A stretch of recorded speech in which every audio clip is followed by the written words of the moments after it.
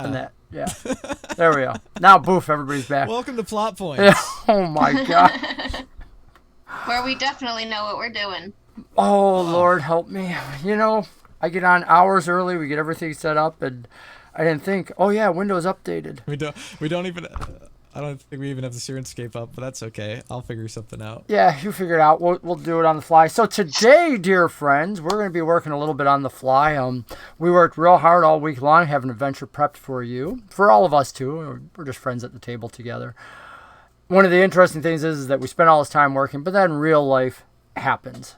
Sometimes like that. We did a huge update, and it appears that, not that we knew it, that the Windows update wiped out all our OBS settings, unlinked us from Twitch, everything else, so it was a mad scramble. We've been here together. We always log in a half hour early, visit with one another, and I take care of some minor things, never expecting something major. So thanks for working with us through that, friends. You guys are really awesome. You're super patient, and it's such a joy to be here with all of you. If I'm ever looking down, it's because I'm looking at the monitor and forgetting to look at the camera. So my apologies on that. But thank you. We don't have Eric here with us tonight. Eric is a reservist. He doesn't mind us sharing that. He's given us permission, and he's serving the country and defending all of us and going off for his monthly duties today. That doesn't mean that B.O.S.E isn't part of the show. He is. We just kind of puppet him along a little bit. He doesn't get super plot armor, but the DM tends to hold him back right before he dies and stuff. So there is that. You know, you get a kind of mod. You know, I say he don't get super plot armor because if one of these guys decides to go full on fireball and wipe everybody out, you know, hey, more power to him. You get to kill everybody, and then Eric gets to cry along with the rest of you. So saying thanks for the music. The music sounds great, by the way. Oh, y'all are getting that? I was worried. I'm hearing it, at least. I should probably... Okay, good. So we're going to get an echo till I plug in my little headphones here. So our people listening online are probably like, why is it echoing? Because I have audio on instead of headphones. There you go. I've turned off that. And I don't have control of that anymore. Yeah, I did enjoy that before. That's all right. We'll get there. I don't have control of that anymore. Last week... Oh, why did that echo back in? Oh, another microphone in the room, that's why.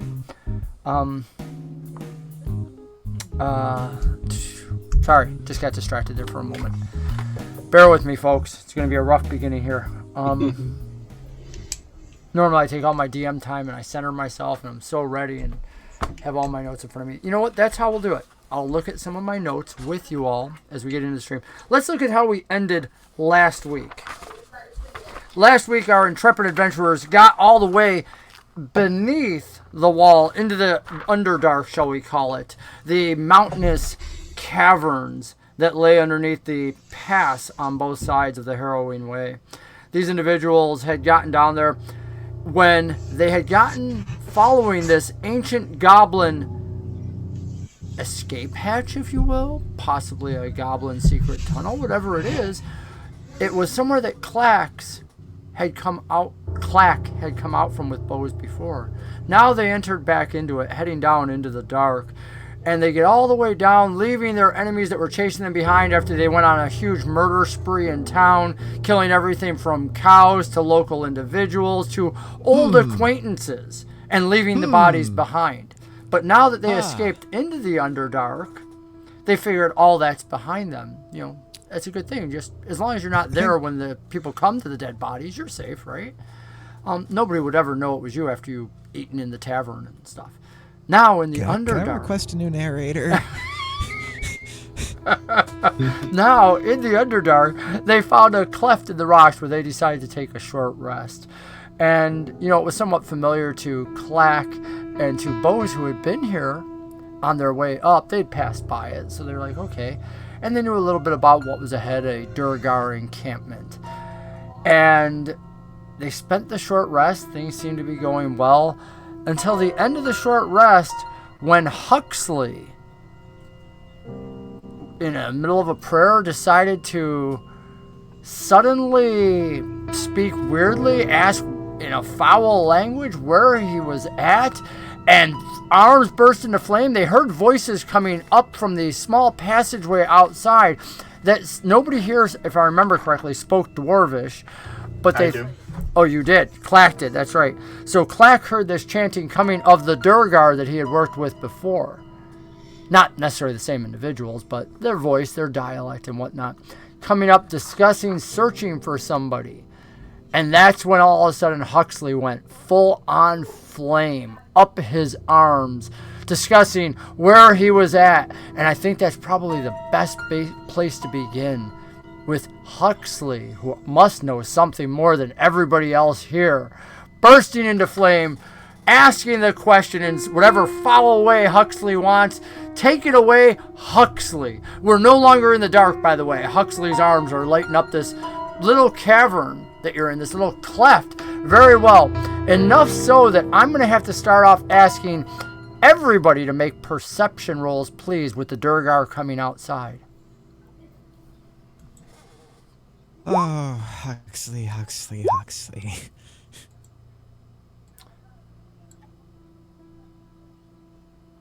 I'm trying to find where I have the, not the Twitch, the nameplates. Where are they? I rolled twice, but I got 1. 17. Well, Oh my. 17's good. Remy, you have backed off, and Huxley, you noticed this as well. So sorry guys that I don't have it on screen here. We'll work on that here in a minute. Huxley, you noticed this because you were facing back towards the party, wondering who the heck all these were. And Remy, you shied away, even though you're not really worried too much about the flames. You kind of shied away just momentarily. It was so bright and whatnot. And both Huxley and Remy realize at the back of the cave that you guys never chose to explore is a bear. A bear hunched over in the shadows, and its head is looking right at you. And outside, the voices get closer. You probably got about 5 to 6 seconds. Take it away, Huxley. Gosh. Huxley is wearing a semi-disgusted look upon his face as he looks out on all of his fellow travelers and will repeat himself, saying, "Who are all of you? And where are we?"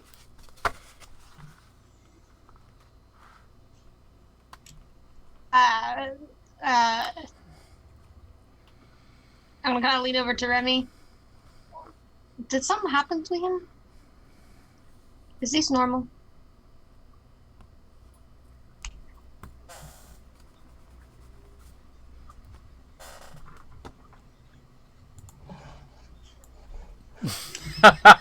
I'm listening to the dead silence here going, what?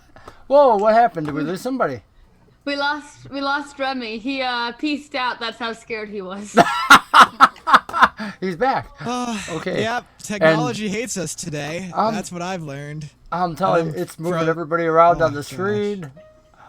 We'll figure it out. Oh my my. network adapter just decided to die on me all of a sudden. Oh no.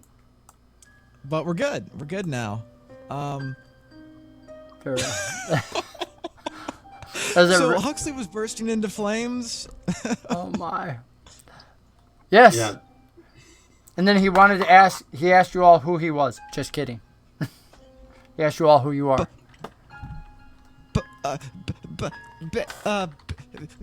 Bear? You always stutter. Only when there's 300 pounds of claws and fur and teeth and... I hope you get mangled first.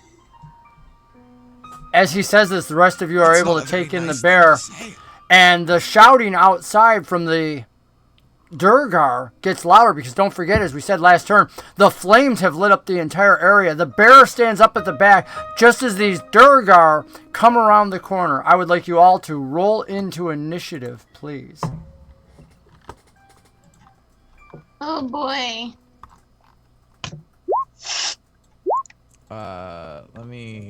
We aren't on that. Players aren't on that map, by the way. Thank you. Yeah, I hadn't really set it up yet. Like but... we need the players. Yeah, we need bookmark moved. Well, we gotta get the player icons over there too. So hang on one second. Yep. We'll just do a group copy. Tossing them on. Edit. Copy. Oh, you can do that too. Yeah. Edit. Welcome paste. to Plot Points, where we have the utmost professionalism and I'm bringing your dead bodies with you. Because there's always so many when you guys are around. They all go silent. They're like, what? What do you mean, DM? Alex seems to be missing. Yeah. Yeah, Sean, What do you mean? What's up? Also, I don't know if you intend to be hovering over the, the board. What do you mean? The fact that I'm showing the board, you mean? No, we don't see Alex. No. Oh, that's because... You're over me, and you're floating. Wow. It's okay, guys. I'm not that cute anyway. We can just have double Sean. Oh. I am trying to figure out why this is doing this. They were all good before, and I was so happy.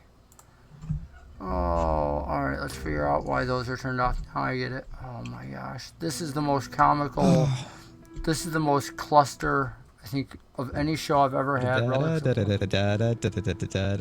Alex, I don't know why you're not popping up on screen.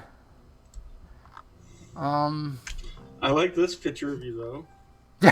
The still one where he's not talking? Are you trying to say you like Alex when he's not talking? That's not nice. You love him. Like when you get him scared. No? Scared and alone. Where did it go? Oh, I know why. I know exactly why. Really? Yep, there we go. I know exactly why it did it. There we go. Look at that. Voila, fixed. It's because after you logged off, it reversed yours in my image placement. Ah. And so that's why I couldn't figure out. I was like, why would it be showing me at all? All right, there you go. You're back, buddy. Thank you.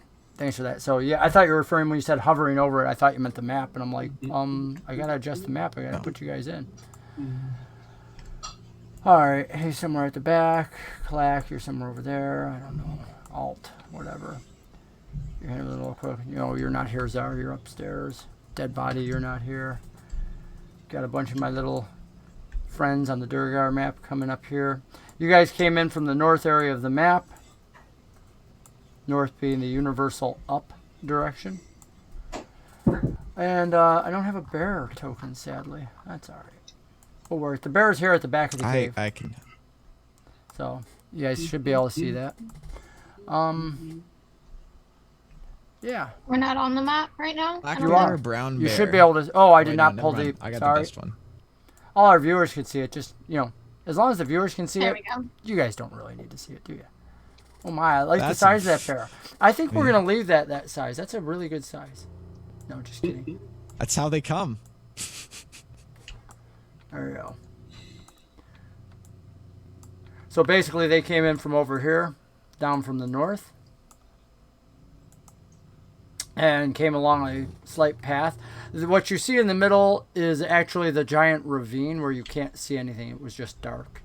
You guys don't need to worry about the right-hand side of the map for now with everything we're doing. We will work through this. Wow, what a strange beginning to this game. Be nothing if we were using our usual 4-hour games and stuff, man.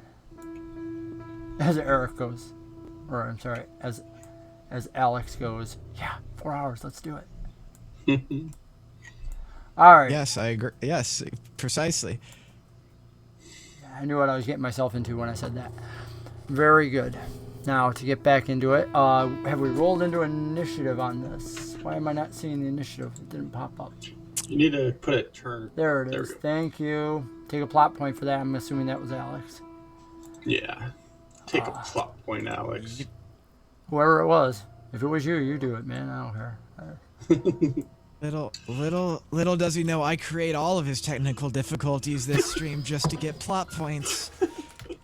He's the like, ultimate schemaz. I didn't really lose connection. My network adapter's fine. I am gonna, just because you guys are all so fun and because our audience has been so good, I am going to place the enemies at the lowest point in the turn order. No rolling in for them. So we're going to start off with Huxley at the top. Where am I?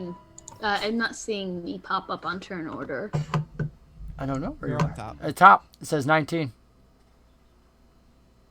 I don't know why it's not showing up on my turn order. It's not showing up on mine either. Okay, well at least I'm not alone. Okay. Did it come So back? Why are there two Neridas? What? I don't know. What is Huxley trying to do? He's, Oh no! Now I'm gone completely. No, we got a 9 on there for you. Oh, okay. You want me to reset it? I'm going to That's reset correct. it. No, I deleted the 9. No, the 9 is there. I'm looking at it. Wow, roll 20. You're really helping us with our technical difficulties when all our players at the DM are seeing different things. $200 million for roll 20, Sean. Down the drain. It came in a fax. I don't know if you guys remember that. My To beloved. Alex earlier today, he received a fax. It was one sheet of And a carrier pigeon. yeah, and a carrier. And now all of it's gone. The whole turn order's gone. All right, roll in, people. I just deleted it. That way, we're all going to try this. Try to get roll 20 to work with us. You can put your old numbers in. My page. If you roll and you're higher, you can keep that. If you roll and you're lower, whatever. You guys figure it out. It's fun. Do what you need to do. Wow. I'm glad Klaak is leading on this one.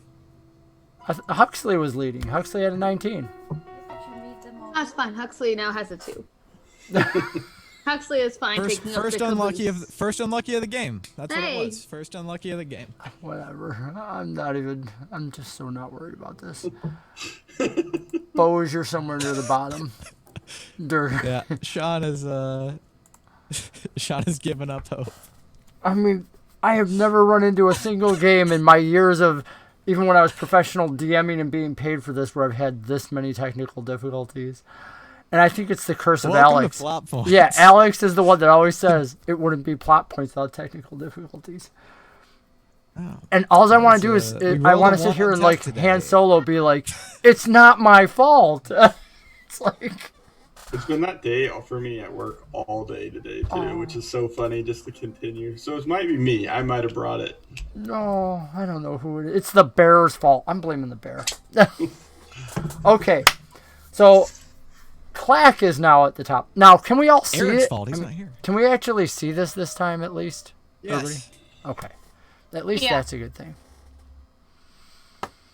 So some small beauties. So combat. This combat has been brought to you by the River 95.5 Smooth Jazz. 95.5 The Weasel. My goodness. These guys are great. Okay, Mr. Smooth Jazz, you're up at the top of the thing. Lead us into this. Otherwise, I'm going to let Narita beat you up. All right, in Undercommon, I'll go walking up to these guys. We're just walking through. So no need to worry about us. And that's my turn. Okay, I'm going to put you back on the stone because I don't think you want to walk into the darkness. Oh, yeah. So you go up face to face as these duergar come around this corner, and you know the duergar are very good with the stone ledges down here. They don't suffer much chance of falling at all, even when they're rushing. And you say it in common, you said? Undercommon. Undercommon. Okay. Oh wait, no, I don't have Undercommon. Dwarvish, sorry. Dwarvish. Okay. So you burst out in Dwarvish saying that we're just wandering through. And the lead duergar stops, looks at you, and pauses for one moment, asking, "You speak Dwarvish?" You know, like literally like dumbfounded that a goblin's looking at him speaking Dwarvish. And then says, "Where did you come from?" And starts looking over you, which is really kind of easy considering, you know, he's a little bit taller than you. Looks over your head at this group and the flaming Huxley behind him, which we still kind of got to know what Huxley was doing. So, Huxley, what are you doing? What are you about right now? Huxley? Well, minus knocking down Rembrandt emotionally. he's happy to just have his arms on fire and watch what the rest of the group does. He doesn't really feel a need to lift a finger. So he's just happy burning, I guess. Burning in a strange place. That's weird. All right, Nerida, you're up. Yeah, I'm gonna look at the bear. Look at the.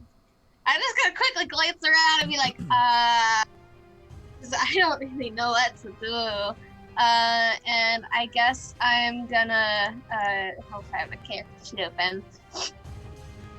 I'm gonna say, I'm gonna tell, I'm gonna say to B.O.S.E and be like, B.O.S E, do you speak bear? I hope that B.O.S E speaks bear. I hope that B.O.S E speaks bear. B.O.S E, And yeah. B.O.S E pulls out the final tendrils from the ground, looks over at you, and because the DM doesn't know B.O.S.'s character inside and out, tilts his head and says, "This entity may have magic to do that."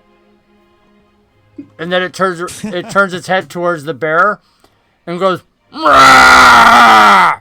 Of course, it doesn't have a mouth to open, but you hear this roar emanate from it, of which the bear gets up on its hind legs now and starts ambling towards you. Very weird in this shadowy light, because the flames of Huxley are literally casting shadows because B.O.S.E and Nerida are in between the bear. So you're only catching glimpses of the bear, maybe some teeth, some flashes of fur. And you can see that it stood up. You may continue, Nerida. I'm gonna look at Huxley, since I have no clue what's going on with him. Shit, what am I gonna do?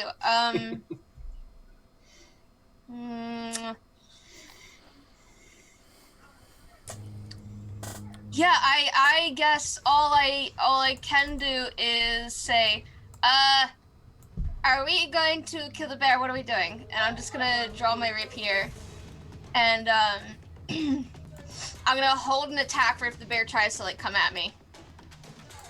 Okay, ready to attack for if the bear approaches. Very good. On to our next, which would be Remy. I'm not sure if that toothpick's gonna do much against a bear, but, if it comes at us, probably, B.O.S.E? Klaak, who are the people that are yelling, and and Huxley, why are you still on fire? And I thought I was just going to take a nap. B.O.S.E takes I'm it. a bit less refined as Rembrandt today. But there we go. This seems to be the core for Rembrandt. Are you kidding? Run out of the rooms, be a little refined, be traumatized by the sister talk. I'm getting a real theme here. Huxley, you're up, sir. I believe Nerida spoke to Huxley and said, "What are we going to do?" Or was that just at his general direction? In general. Okay, in general. Let's see, there's not a lot of room to move around here. And Huxley really isn't interested in helping anyone. So, you three are up towards the bear and Klaak's down near the duergar. So he's... Gosh, what is he gonna do? I don't really see him being in much of a rush to do anything. He's gonna hold his action for if anything breaks through the defenses and comes at him to attack. Okay. Which brings us down to the duergar, who, looking over the galleon, wondering what the heck's happening, seeing somebody flaming and whatnot, charge forward. The front one's going to do a shove action opposed against the goblin to get the goblin out of his way. So that'll be an opposed strength roll, and I will not drop my dice today because I have them all right here. You say that now. But I'm also not grabbing my nat 1 dice, so this is actually a real roll, just so you know. How's that, baby? Nat. Oh, you can't really see it. Nat 20. Oh, yeah. Let's see it, buddy. Come on, Klaak. You can still outroll me. I did an 8. Wow. You need to make an acrobatics roll before you go flying into the cavern. This is to try and grab somewhere onto the wall, and if you're successful, it will determine how far down you fell before you caught part of the cliff. Wow, that was a low roll, buddy. Do you wish to adjust that with any plot points? No. As Klaak goes screaming into the darkness of the void where he threw himself, the goblin, or excuse me, the duergar finishes its action, and these guys, so that the audience knows, these guys did not ask to play on safe mode at all. They did not ask for DM plot armor. The other duergar moves up, following in, charging because they realize nothing's supposed to be flaming down in inside their caverns and whatnot. Now on top of this flaming hell fiend, clearly things don't walk around with flaming arms and things on their head and go to attack. Now, did you say you held your action, Huxley? Yeah, for if defenses fall. So since Klaak fell over, Huxley would now be attacking. Okay, how do you wish to attack? What would you like to do? Huxley would like, hopefully before they all just kind of run in back when he was falling, would like to cast Fireball on them.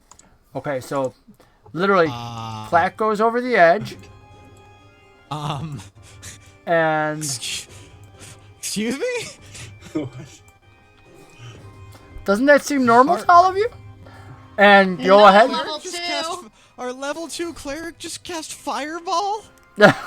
As you guys see Huxley raise his arms before him, the fire, and from these arms, the fire just rages, instead of starting out as a mote, rages forth from his arms, pouring out, hitting a point here, and then exploding backwards out into the darkness. You can see walls somewhere across the cavern and whatnot.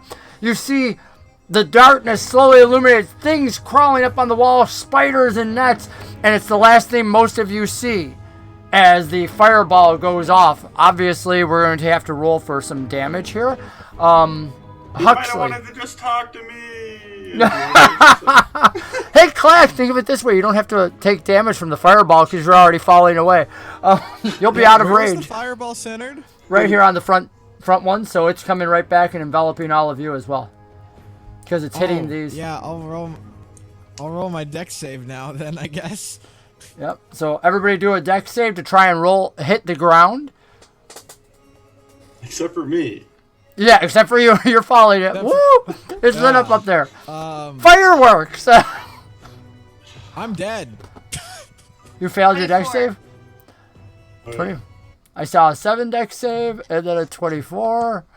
So, wow, she's good. Nerd is like... Too, right? Nerd No. basically just did the oh shit and laid down. That's that's 2 off lethal, by the way. If I'm getting hit with all 32 of that damage. Oh, she already rolled the damage? I didn't even know that. Oh, yeah. Oh, yeah, there you go. Yeah, like double health dead. Yeah. Well, Did Huxley roll for a dex save? Huxley's not gonna bother. 16. Oh, 16. So I took half damage, Wait, it's right? a fireball. It's a fireball. Oh, thank goodness. You're fire. yeah, I was about to 1 say. HP. He I'm takes at half 1. damage on even afterwards. Because he's a tiefling. I have 1 health. Even with my successful save, I'm down to 1. And the flame health. bursts Oh. back, So you actually rolls. look up and just say, "What the fuck?" Literally, it fries everybody, including B.O.S.E, whose vines do not do well. Remember, he's almost all vines right now, no rock. Well, he's got very little rock in him. And literally just sizzles them. The flames wash back over the bear too, which falls back, burning and whatnot. Some of the duergar screaming, burning. A couple of them, these front ones, literally just, end up falling over, burning, going off. We're just going to take them right off the map, off to the side, because they're pretty much toasted. Leaving only these other 2 that are going to come up on their turn, because Huxley had a held action. Huxley fried them, blew them up. In fact, I got to roll for the back guy. I don't know. We're gonna give them their dex saves. Let's find out. Well, that one absolutely failed with a 2. They were. So second. We're on like the 4th quest giver now, buddy. The 4th, 5th. I'm literally going to start keeping a tally on how many quest givers I can put and how many you can kill. Which is all good. This guy actually died. He failed. He got a 2 as well. So those guys all got fried. This guy actually did fair, so we're going to call him... wow. There's a... does anybody here speak Elvish? No. Okay. I think B.O.S.E does. And I don't have it in front of me, so I'm going to assume for the moment B.O.S.E does, but not like he'd be repeating it to all of you, having just got fried. I'm looking right now. Yes. Yeah. Cool. You have access to it. Oh, nice. We all do. Oh, yeah, that's right, because we have overlays. Yeah. Love it. So, Also, it's on D&D Beyond. yeah, that's what I was saying. And we have the overlay on campaign Twitch. together. Or should. I think we have the overlay set up for Twitch, don't we? Everybody can look at the characters? Yeah, the overlays are the overlays are up. Yeah. We're Gucci. Cool. So, B.O.S.E hears something, and again, there's no sound for the rest of you guys, so we're just going to jump over them and jump back to Klaak. Klaak, you are falling down into the darkness when you find yourself hitting on something, and I need you to make another acrobatics roll, please. No. There's a chance. There is, because there was other stuff. 18 this time. All right. I'm going to delete, and using the magnificent, awesome abilities of Roll20. See how I'm bringing that back now, buddy? Boom. You land on what shouldn't have been that, but did it anyway. Whatever. Now I'm stuck there. I hate this. Whatever. There is a platform there that you are hitting that is a bridge that leads over to a lower part in the cavern, but you still have to take damage from falling. And let me apply damage here really quick, because you've fallen almost 50 feet.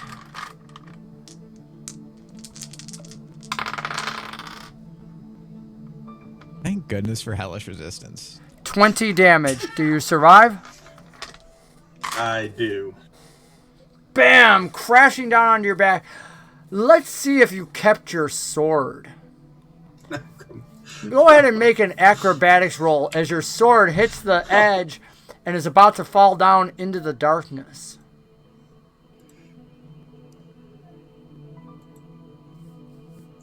And go ahead.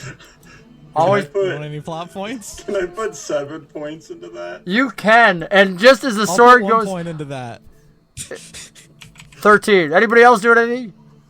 Okay. The sword literally balances on the edge, starts tipping over, and you know you can't reach it. So being a goblin, you just flip your foot out, grab it, and kick it back towards you just enough that you can bite it with your teeth, pull it over, and you have your massive sword.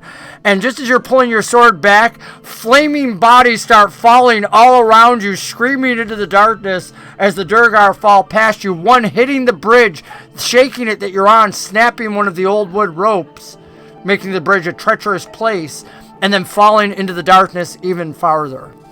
And so you watch in your talents as you see down about, probably 100 feet before they hit water at the bottom. And slowly the cavern goes back. There's still light. You can see the cave about 50 feet above you, outlined by Huxley, who is still in flames. What would you like to do, Klaak? Really quick, Spicy Shinsu would like to give Klaak inspiration. Sweet! Yes. I'll try to climb back up. I don't think I have climbing gear. I don't think you have climbing gear, and my question would be, what do you do with this massive sword that you drag around everywhere? Let's see if I have climbing gear. I do not. I have a rope. It's not enough. Yeah, I guess I just think about how to climb up right Well, now. this bridge that goes from both sides has a cave on the same side that you're at. You can choose. Now, you did not encounter this before when you were here. Obviously, the Underdark is huge. You just didn't get down to this path. But you do know that many of these winding, twisting ways lead to other places, whether it's mushroom folk, drow, duergar.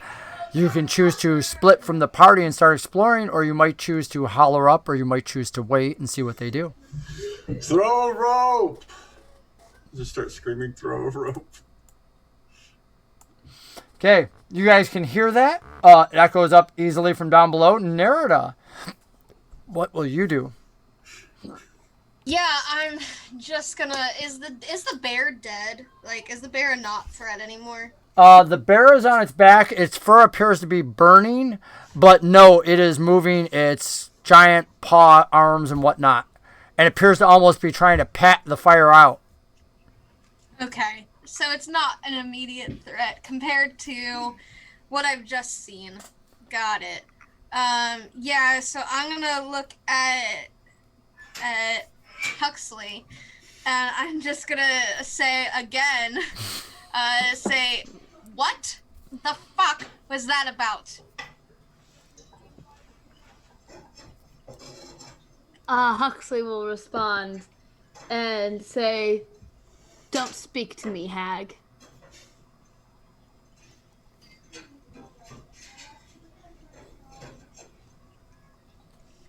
I love it. Okay. I'm just gonna,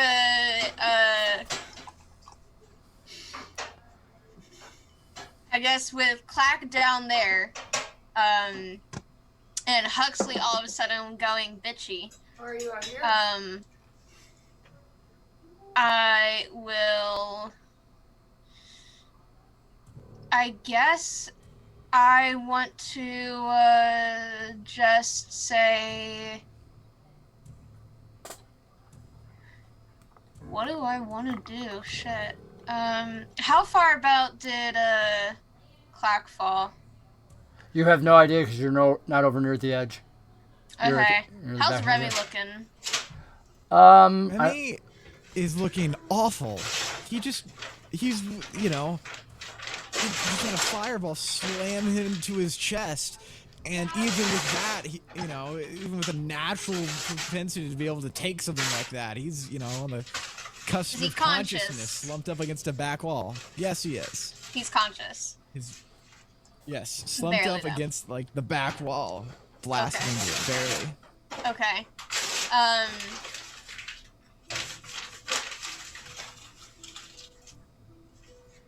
I'm gonna go over. Let me look at the map real quick. I'm gonna go over to Remy and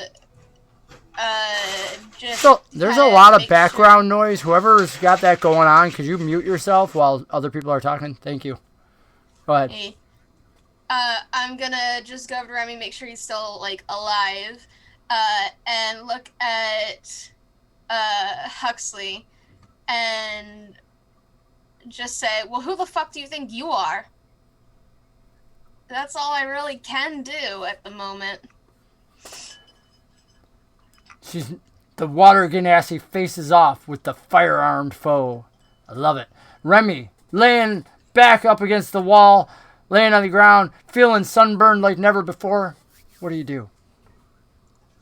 He sort of tries to get up onto 2 feet, shambling slightly, and says, "Huxley, I have no idea what just happened, but please don't do it again. Can we maybe stop it with the fire? Just, oh, gosh. Is Klaak okay?" He's just, like, sort of trying to look around for him. You start leaning over the edge, and by this point, the fires have already gone out. But as you're leaning over the edge, you see something from the south, a bright light, almost like a ray. You've seen a magic missile fired before. You've been around others, and you're used to the darts that shoot out. It shoots out the same way, but unlike the magic missile where multiple items shoot out, This is one long, almost like we would call it like a laser beam, that shoots down into the darkness. Klaak, you see this glowing line lash out almost like a snake, shooting straight down towards you. It looks like it's going to pass by within about 5 feet of you. It shoots by you. You're on this precarious bridge that's no longer held fully in place. It goes by you under the bridge, and all of a sudden it goes straight and taut as if it's grabbed onto something. Do you want to do anything? I think I'll just be in amazement just standing there. I don't think I'll do anything. You stand upon the edge of the bridge, and yes, I'm going a little out of order as I cut over a little bit. As you see this thing, now you can see a motion, almost like striations in it, as it's pulling something back up towards it, towards the top. And let's see, Remy, so you're seeing this glowing thing go down there. The glow is not bright enough to illuminate Klaak, so really the fact that he's not on fire there and the other things already went out 100 feet beneath him, there's not enough light to really reveal him. You can't see where Klaak is other than he's fallen into the darkness. Is there anything you'd like to do or ready in action or anything? Spell? Out of slots, bro. Short rest. Gotta love artificers. He'll just, lean back slump back against the wall and have have his dagger in his hand. That's it. Not even the steak knife? knife in his hand. And sort of have it held that sort of stabbing motion, just ready to slash or flip it and throw it if somebody starts blasting again.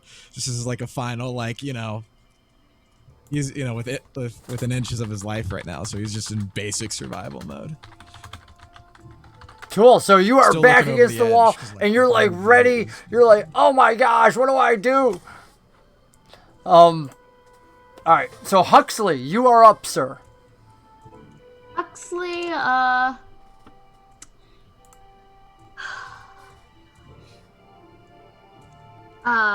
what is Huxley going to do? He's going to he can't see the guy that's all the way back there, can he? What do you mean? Which? Over on the cliff? No. You're talking about this person down here? No. Yeah. Yeah. Okay. Yeah. No, you're probably figuring. I would imagine Huxley figures he's wiped out the threat. Nobody's immediately visible. There's still the bear and the strange golem creatures talking to the bear, and so he's going to turn his direction back over to Nearda and Rembrandt and say, you all are going to help me out of here.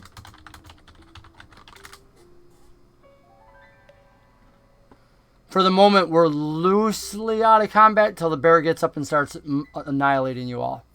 Which, as Huxley says this, the bear kind of rolls over onto its front. I'm gonna put the bear out of its misery. And starts getting up. So so like I said, B.O.S.E. is there. B.O.S.E. continues to somewhat roar at the bear as Nerida squeezes by him, raises her thing. Do me a favor and make a perception roll for me. Sure. Do I see anything in the light? 6. Up top, you'd see a bunch of shadows moving around, coming over the edge, but I mean the beam of light. Do I see anything in it? it is a, for lack of a better term, I'm trying not to use the term rope, but snake-like entity, like beam of light that seems living. As I said, it kind of wavered on the way down, then it went taut straight, and now you can see it almost pulling back. Almost like we would think of shooting a grappling hook at something and then grabbing onto it. Okay. Yeah, I can't find a better way to describe it without I'll try to naming grab out or reach out for it if it looks like a grappling hook. You would have to make a leap of faith and jump to grab onto this thing. It's about 5 feet off the edge. Are you willing to do that? Goblin arms ain't that long. You could try and cut it with your greatsword if you just want to cut it. Well, I did ask for a rope, and then somebody, it seems like, threw a rope. Oh, there! I love this logic. Yeah, and don't forget, you do have inspiration, which I forgot to turn on for somebody had given you inspiration. So I gotta do Dex again. It's acrobatics. It's a jump, buddy. So it's the leap of faith. I know it's not your strong suit, but don't forget, you do have inspiration if you want to use it. Yeah. But you have to call it in advance. As he says it after he rolls. He's like, I meant yeah, but yeah. Okay, cool. Well, a 20 is pretty freaking good, dude. You leap off, and you have your sword in one arm, and you reach out, hoping that it's not just light, but unfortunately it is magic. But lucky for you, it's solid magic at this point. You grab onto this thing, which is truly solid, and as your hand kind of grabs onto this amorphous light, your feet are smacked up from under you, and you're looking down, you see that the yellow light has wrapped itself around another duergar, which is somewhat on fire, and is pulling you both up rapidly towards this location over here. A moment later, you come up onto this top ledge, and you're looking at a drow. And this duergar, half burned, pulled out before you. The drow, seeing you, pulls out a wand very quickly, dropping her spell. The yellow rope disappears. You are securely on the edge. We'll get to you in a moment. Jumping back into where we were, we had just finished Huxley. I was doing the other motions. You gave me your response. The drow is now going to be stuck working with you. The bear at the back had rolled over, and Nerida had said she was coming over just to kill it, which we're a little out of order, but I'm okay with that. Let's resolve that first. Nerida, did you make that perception roll? Yeah, I got a 6. A 6. Yes, this bear looks actually really scrawny, half dead, and whatnot. Wow, some of its fur is burned through. You can't really tell a whole lot. You're at the back of the cave with the shadows, but yeah, putting it out of its misery, I guess, seems like a good idea to you. So go ahead, make a free attack roll. You have advantage on it because the bear is prone. Right. Are you going for a head, a heart? What do you want to do? That's a natural 20. Holy smokes. And I'm going to stab it like through the temple area, like just through the skull, just to quickly kill it. Roll some damage. Yeah, so that is 12 damage. Do I have sneak attack on it since I have an ally within 5 feet? Sure, why not? Absolutely, let's do this. Add some damage. Is sneak attack, since it's a dice roll, is that also doubled? It is. All dice All for the right. roll. Alright, so that is a total of, let's see, it was 12, 13, 14, 15, 16 points of damage.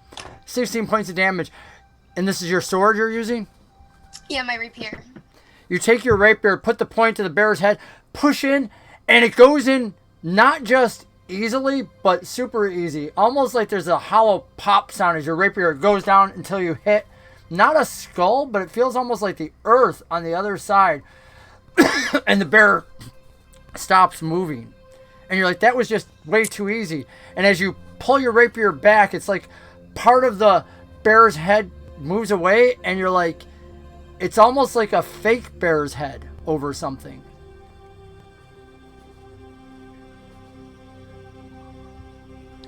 And we'll jump over. It was a bear quest giver. We had to kill it. Oh no. And we'll jump over to Klaak. Or Huxley. I don't know. Did I skip you, Huxley? I don't even remember now. You're good. We're good. Huxley's like, I belong for the ride on this one. Klaak, what are you doing down I'm there? appreciating knights. Oh, it's one of those fake bears.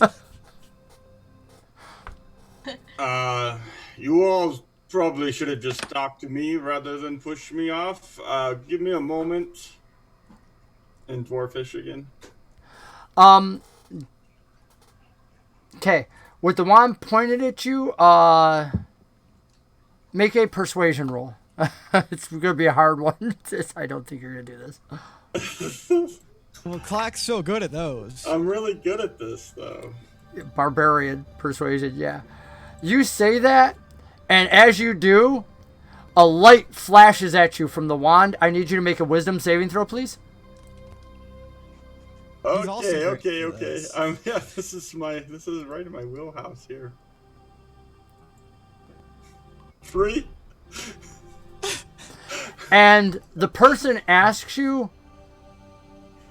who are you that you bring such power here? And knowing that this person is now your very best friend, of course you want to answer them.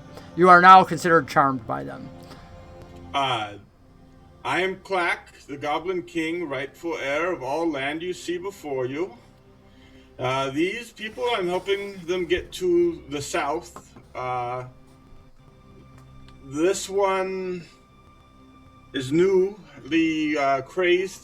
I think we should do something about it. All right, we're going to cut over back inside the cave. Nerida, Remy, Huxley, for the moment, you're out of combat. So what do you all want to do until Huxley makes his next attack? Then we'll be back into initiative.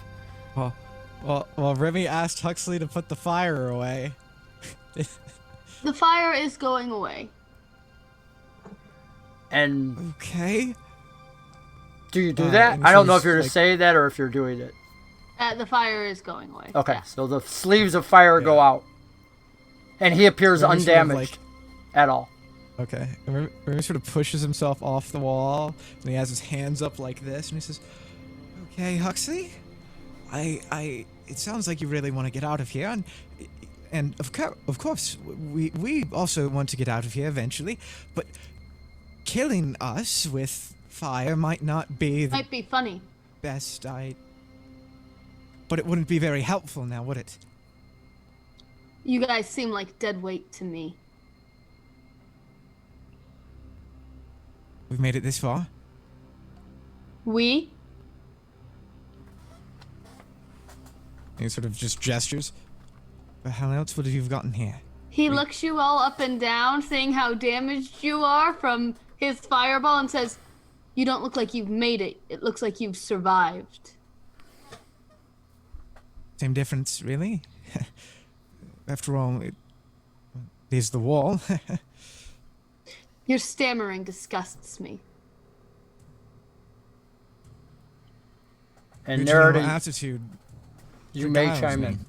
Beguiles.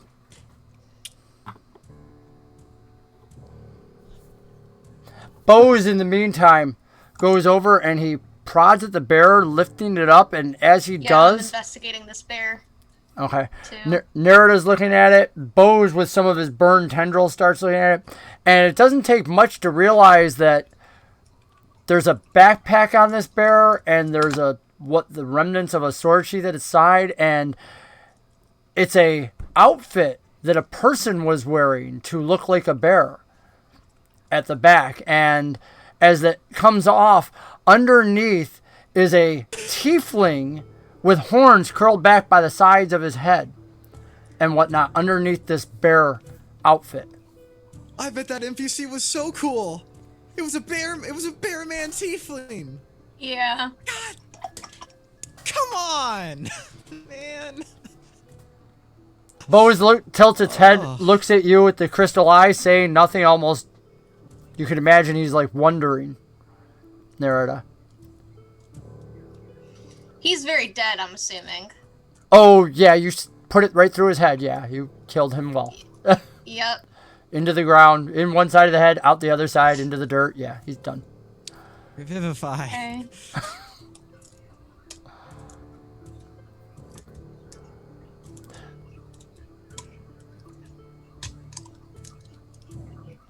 And as both B.O.S.E and you look at one another, we'll cut over to Klaak with this drow on that ledge that looks at him and says, "Goblin King." And he spits on the ground. He goes, "But you, my little friend, you will come with me and tell me all about those ones. What power do they have that brings such fire here?"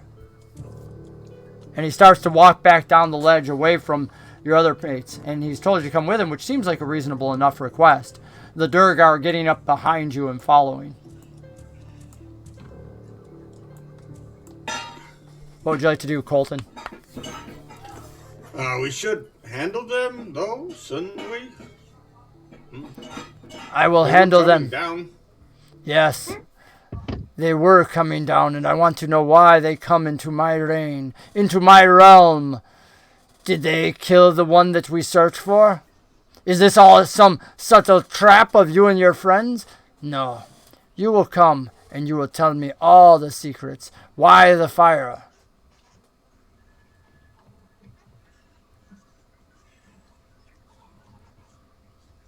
Okay, I think it'd be easier if we just all came, but okay.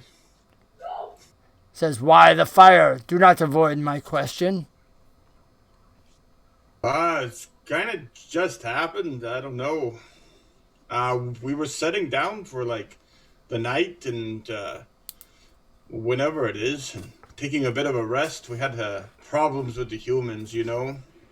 They're a troublesome lot. And I told them I knew some of the duergar here, and that they would help us go through the passage. And we would go to the south. And that's pretty much all we've gotten through so far. He goes, you would come in here, into my realm, to go to the south? Why? Your kind has not been welcome under the mountain for millennia. You abandoned this place. You are no longer welcome here. You know this.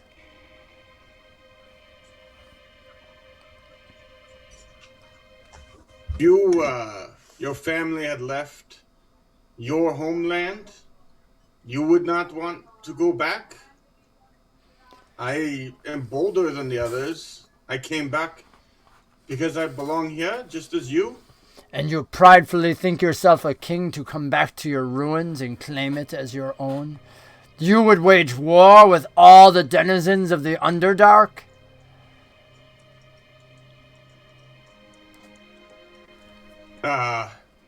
You call it war, I call it balance.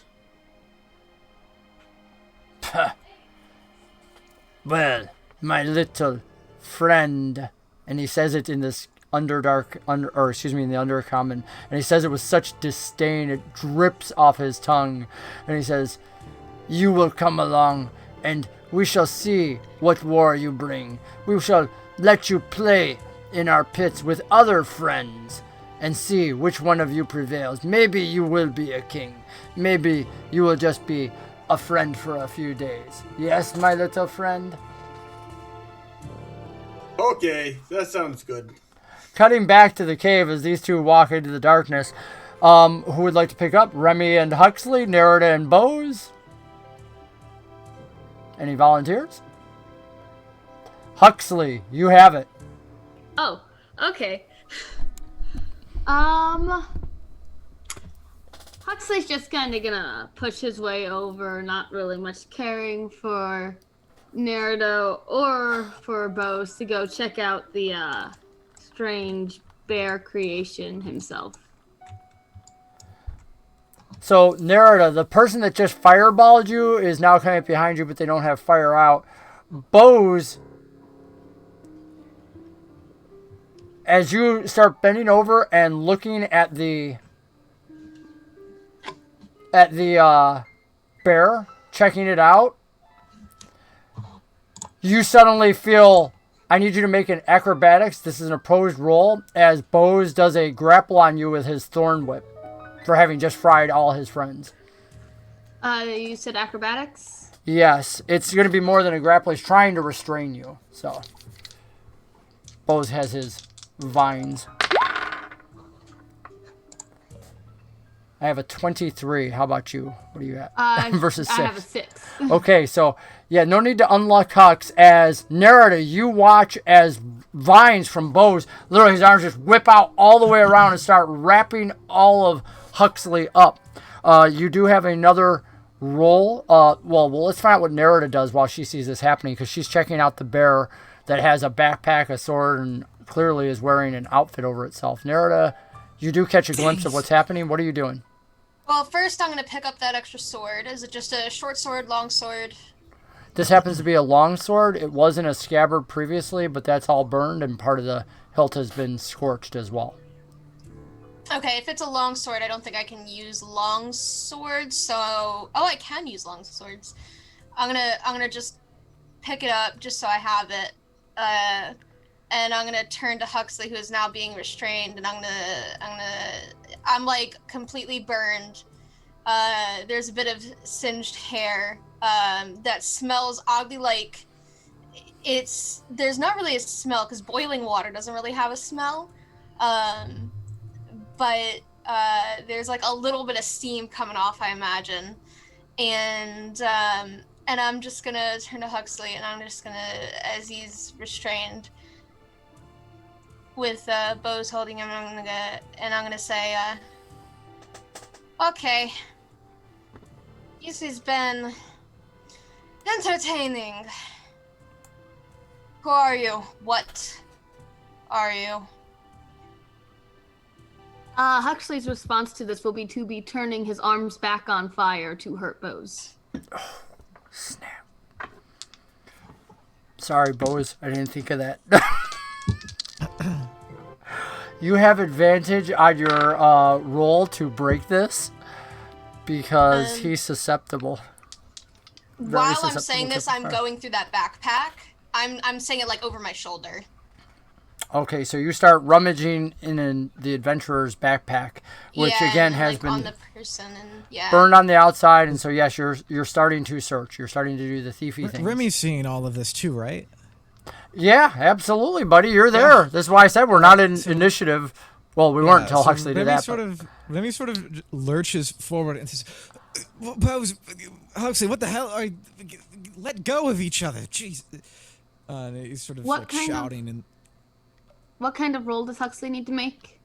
With advantage, it's going to be a strength roll, opposed, because you're trying to break his restraint on you. But it's not going to make a difference anyway because, wow. Oh, yeah, she has advantage. Yeah, so 21. Yeah, wow. I thought you said 1, and I'm like, wow, no, that's 21. That's beautiful. Yeah, B.O.S.E was actually kind of doing the exact same thing as what Remy was talking about. The flames come out, start burning and sizzling against his vines, which literally start burning and charring up, and he withdraws and moves back immediately, and you all realize he does not do well against fire in any way, shape, or form. And in fact, as he stumbles back, he sort of stumbles towards the wall because he had so much of himself wrapped around her. He took some severe damage from that. And he's looking in really bad shape, the same as Remy. And I don't know how close Nerida was, but 1 HP. So yeah, it's like you, Remy, and B.O.S.E are all exposed at the moment. Yeah. The cleric's a redhead. Just don't piss him off. I mean, casting, level 3 spells. Maybe we can get a mass healing word. Yeah. Wait, we'll wait and Remy see. sort of is lurching forward, using the javelin that Klaak gave him as like a walking stick to like get forward over to Huxley and just says, all right. Let's just all calm down here. What the hell happened? Please don't do it again. What the hell is that thing back there? And again, we need to find Klaak. There's so much going on. Oh, God.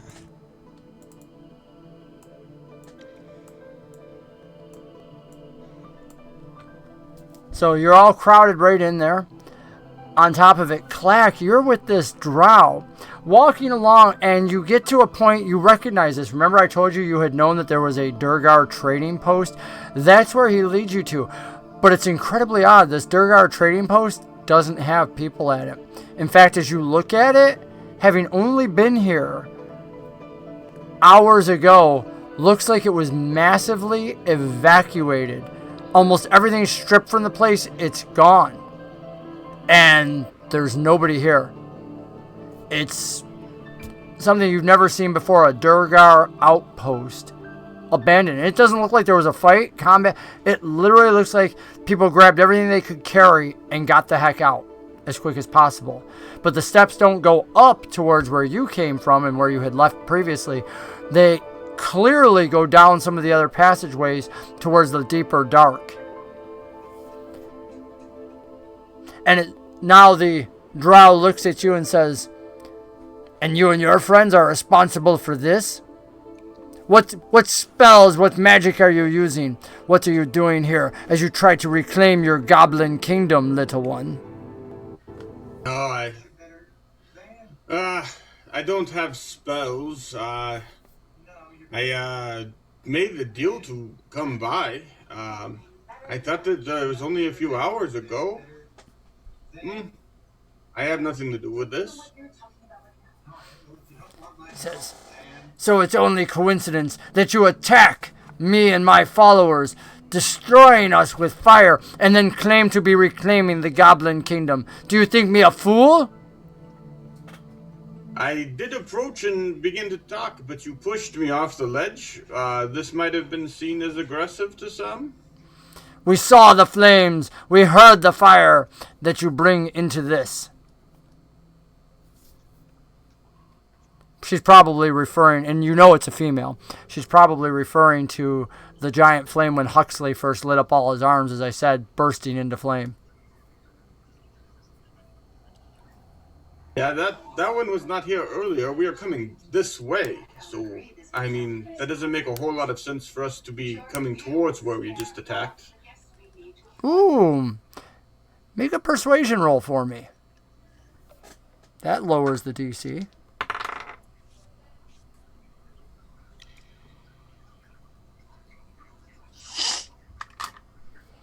So, why are you here? This is not a group that could reclaim a kingdom. You know this. Speak the truth now. Tell your friend the truth. I told you only the truth. Like I said, I look for my home, wherever it was. I go looking for things. I have found this, and I'll bring my belt out. It looks like just shabby goblin leathers, pretty much. I have this, and I have my sword. And now this. Look at all these ancient goblin needs that I have reclaimed as I get closer to my crown.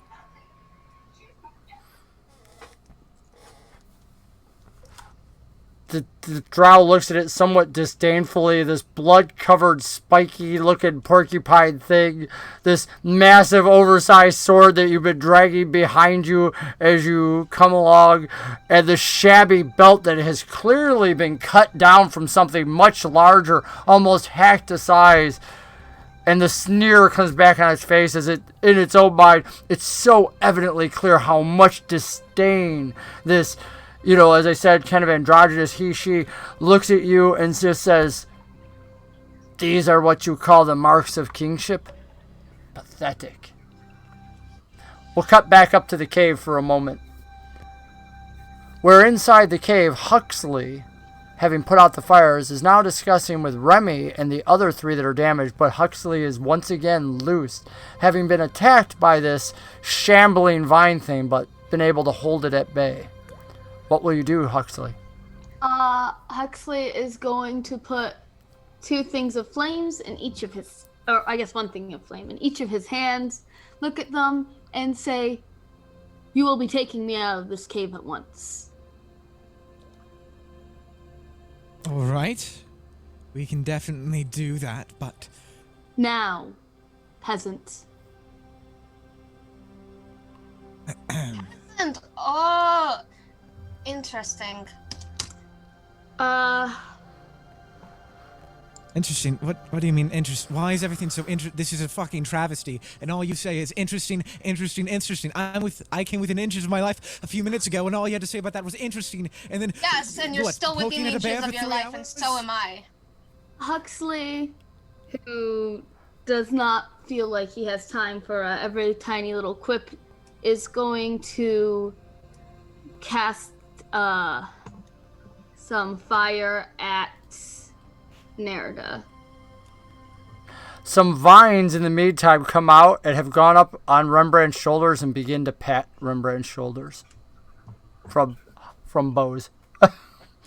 And Huxley, you go ahead, and Huxley and Nerida roll into initiative new. We'll clear the old one out. It seems to have gone off the screen anyway. Oh, there we go. We'll clear this out. Hold on 1 second. Remove all clear turns. Clear. And you can go ahead. Nice. All right, so Nerida, you Well, see. I rolled a 10 first, but you cleared it out afterwards, so I'm technically second. Okay, To so be fair. Okay, I like that. I appreciate that. Take a plot point for your honesty. So Huxley, then you have the top order in the initiative for this minor combat. Remy and others and BO.S E, you'll only roll in if you decide to get involved. Huxley, you have this fire mote in each of your hands. Yeah. Would it be good to just use firebolt as cantrip for this? You can try. Yeah, you can try that. Okay.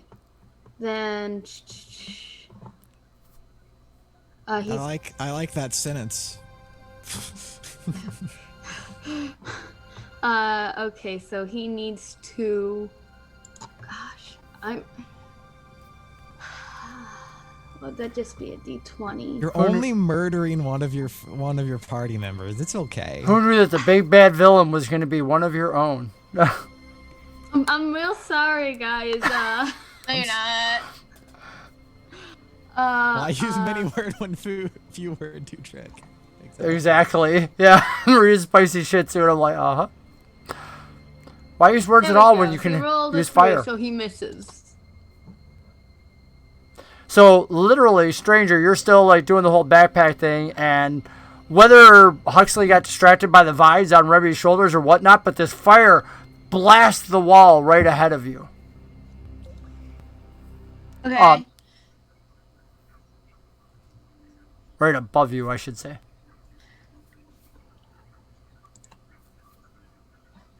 Okay. Then I am going to just, I guess I'm just dropping the bag, and I guess as my action, what I'm going to do is I'm going to pull out my water skin, and I'm going to shape water and just splash water in his face, and just say, have some manners, your highness. You're in the pits with the rest of us. If you want help, then you need to stop attacking us. Otherwise, you can see yourself out. And I'll point to the exit that we came from.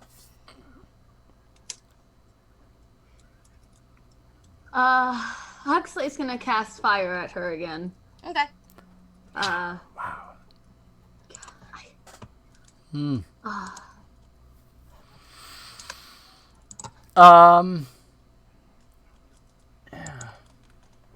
This is going great. Yeah, I'm like, Oh. so not what anybody had planned. Why did we kill Never the is. bear tiefling? That was such a cool character. I'm still so sad. Because everything pointed to it being a bear and nothing pointed it to it being a bear in a costume. It's real tough when There you're in was no shadows, hint. and it's true. Nobody took the time to investigate or anything else. It's true. It was roaring at us and it looked like it was going to attack It us. never made a single sound. It stood up on its hind legs. It was B.O.S.E that roared in a bear sound. Because you asked B.O.S E to speak to animals. I think Huxley misses again. Yeah. So that makes it your turn. Okay.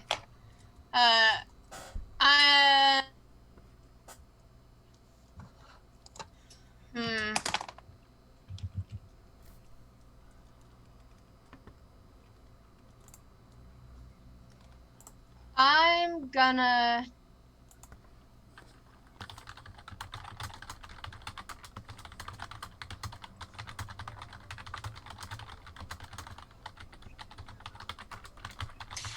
Yeah, I guess Nerida's gonna kind of pause, tilt her head.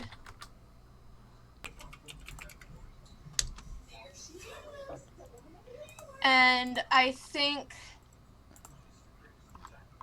let me see. Yeah, she's pretty smart. She's not wise, she's smart. So she's going to kind of see that this really isn't Huxley. This is definitely somebody or something else. Unless Huxley has been completely charading the whole time, which she doesn't think is happening because of reasons. And How could you tell it wasn't Huxley anymore? He no longer had a big crush on me. Other than that, other reasons actually, but she's going to gesture vaguely at Huxley in a hole and say, "So what? You're using this one as a host?"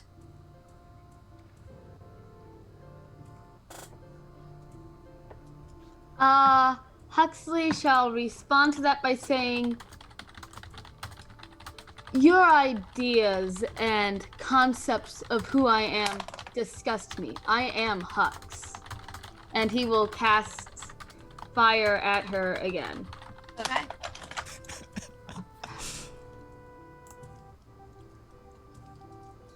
I am Hux. How many times can she miss? It's like they're like literally like right on top of each other in this watery bending of you moving. Narita?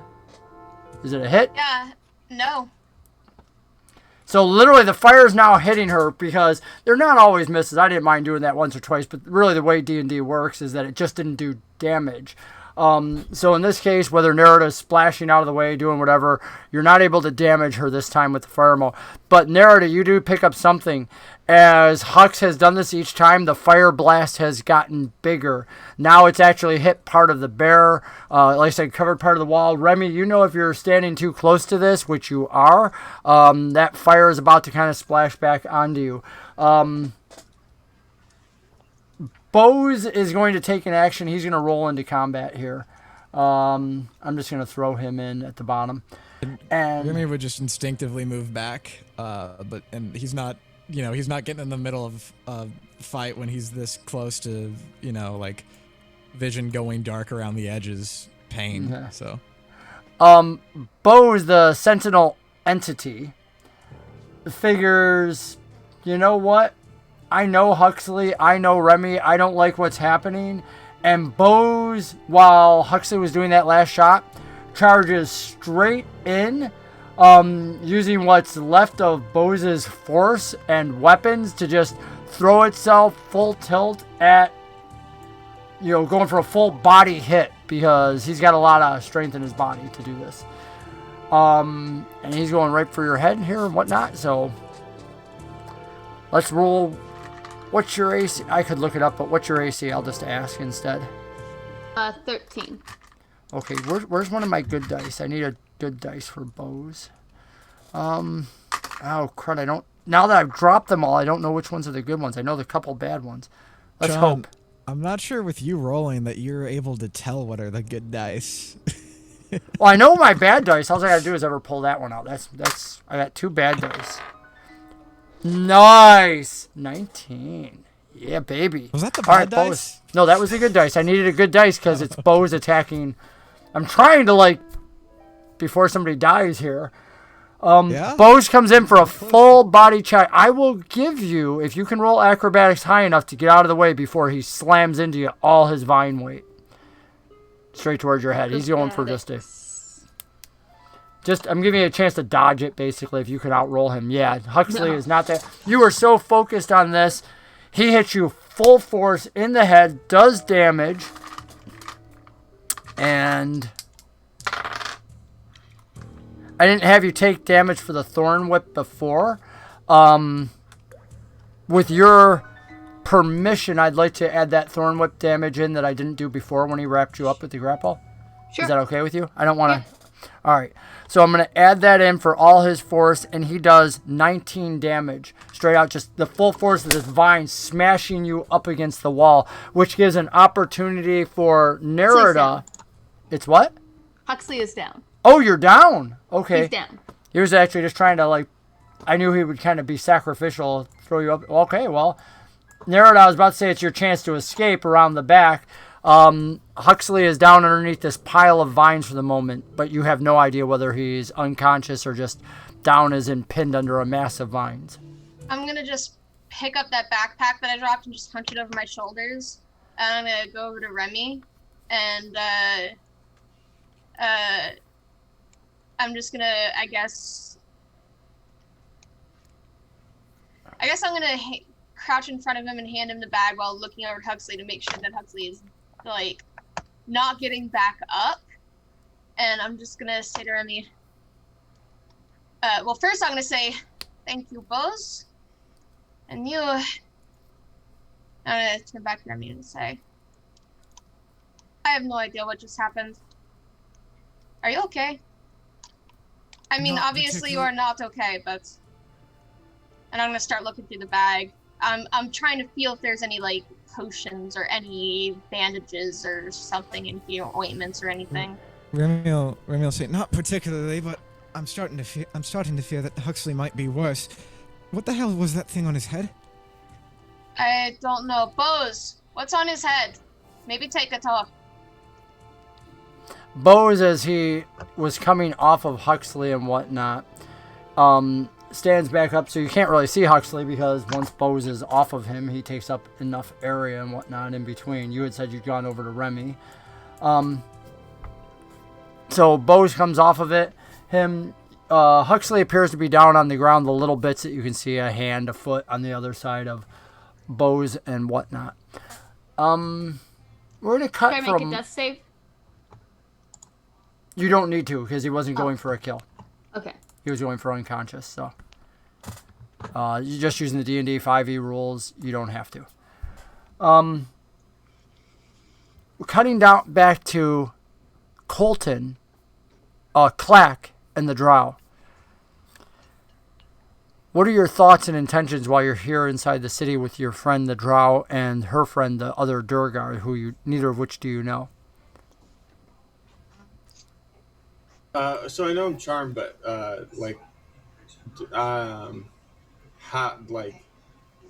we're just good friends, right? I'm just with my friends. Yeah.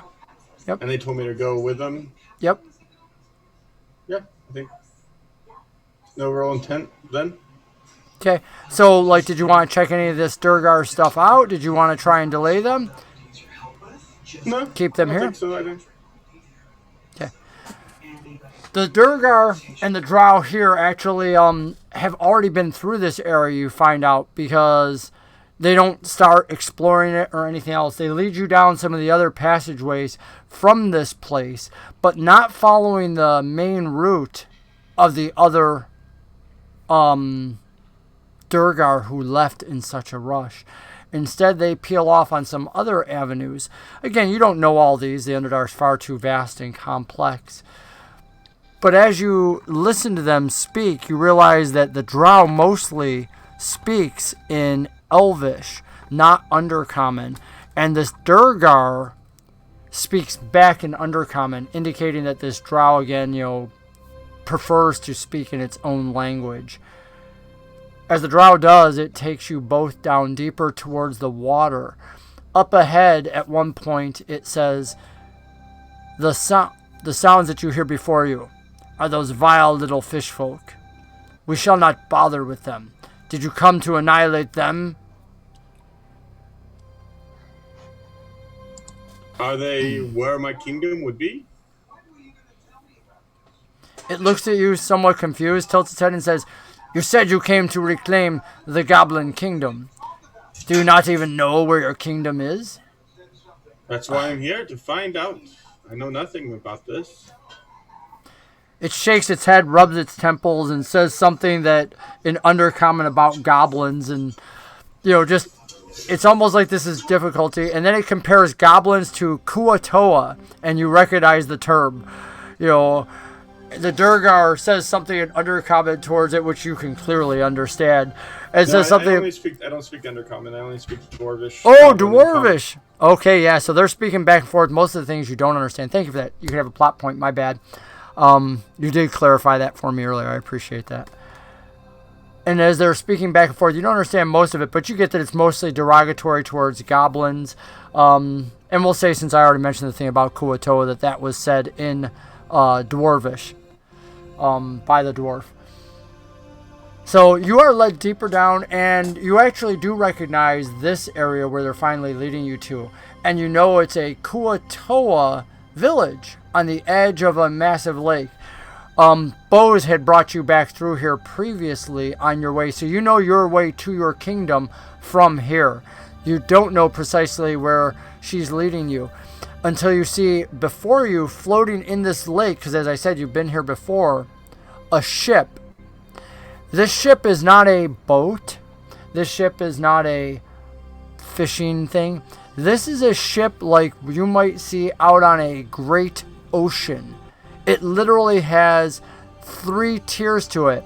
And strangely enough, even though there is no wind here and the water is smooth, it has 2 masts on it.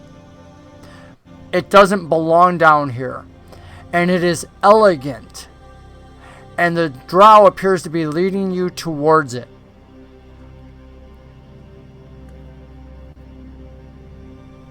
I'm quite tired. Can we rest a bit?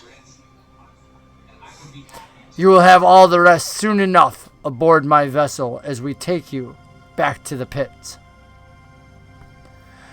The drow leads you up onto the ship, your friend, and leads you to a fine room with metal bars and a little cot that you can sit in, and suggests that you, of course, leave your weapons and other things outside in the hands of her friend, the duergar, which seems like a good way since the cell is so small. Places you inside, locks the door, and leaves you there. She heads back up on deck. Any parting words or parting shots or any thoughts or anything else? It doesn't stop you, it doesn't stop you being sneaky. She just suggested that you leave all your items and everything else. I Your mean, weapons. if we're friends, like, I would just assume that was what we're doing. Okay. You are left in the cell. Cutting back now to our friends at the top. B.O.S.E, who has moved off of Huxley. Oh, I think we've lost Huxley. Huxley went down in real life. Oh my goodness. Poor Huxley. We've lost them. We'll cut to Nerida and Remy, since Huxley is obviously down and out. B.O.S.E stands up. Its shambling, burned form looking at you after this short rest and then huge battle. And then it tilts its head and says, Klaak. Yes, I agree, Klaak, but Right. the thing on his head. Yes? Get it off. What is it? Klaak does not wear things on his head. No, on Huxley. Get here. Start. Maybe if there's something to help you in here, and I'll give the The bag. one you hit. The one you hit. Yes. Yeah. That one. The thing head. And like Remy's like squinting his eyes and leaning his head, like his horns up against the side of the wall, and he's like, he's like he's fading in and out again. His vision's going. Do I find anything of use on a In the quick bag? search in that bag? Yeah, the bag appears to be a fully stocked adventurer's bag. You specifically looked for potions and did not find them. What you did find was more of paper objects. There's a couple scrolls in here, as well as what appears to be note pages that are loose. Okay. Huxley, we just cut to you. We were up there. You are down for the moment. You feel something on your head, and it kind of brings you around, and it's this snake-like thing slithering over you and whatnot, and it's kind of working its way through your hair and everything, and as you come to, you realize it's the vines of B.O.S.E, and it appears to be trying to steal your golden headband. It has it up in the air in front of you, and it's stealing it away. Huxley's going to quickly snatch that and say, well, hey,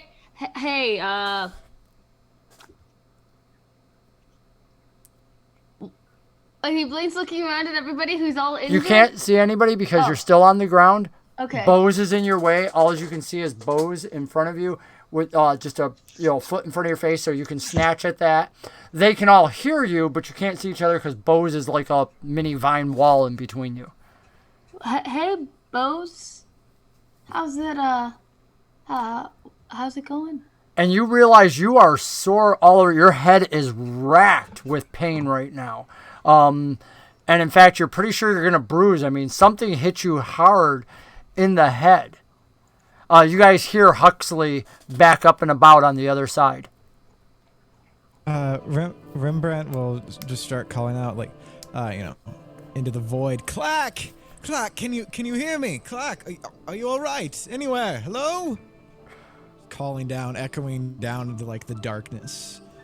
But like halfway through, you know, like coughing fits, like inhaled soot, and stuff like that, and it turns very quickly to just Klaak. We'll find him in the. We'll find them. Don't worry about these.